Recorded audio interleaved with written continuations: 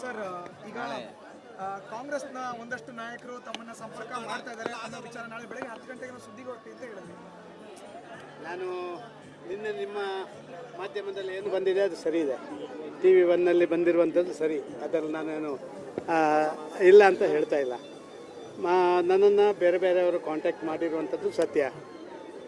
ನಮ್ಮ ಪಕ್ಷದ ಪ್ರಮುಖರು ಕೂಡ ನನ್ನಲ್ಲಿ ಬಂದುಕೊಂಡು ನನ್ನ ಜೊತೆ ಸಮಾಲೋಚನೆ ಮಾಡಿರುವಂಥದ್ದು ಕೂಡ ಅಷ್ಟೇ ಸತ್ಯ. ನಿನ್ನೆ ರಾತ್ರಿ ನಮ್ಮ ಪಕ್ಷದ ಒಬ್ಬ ಪ್ರಮುಖ ಪದಾಧಿಕಾರಿಗಳು ನಾಯಕರು ನನ್ನಲ್ಲಿ ಬಂದು ನನ್ನನ್ನು ಸಾಂತ್ವನ ಮಾಡುವಂಥ ಮತ್ತೊಂದು ಪ್ರಯತ್ನಗಳನ್ನು ಅವರು ಮಾಡಿದ್ದು ನಿಜ. ಬೇರೆ ಬೇರೆ ಸಂಗತಿಗಳು ನಡೀತಾ ಇದ್ದಾವೆ.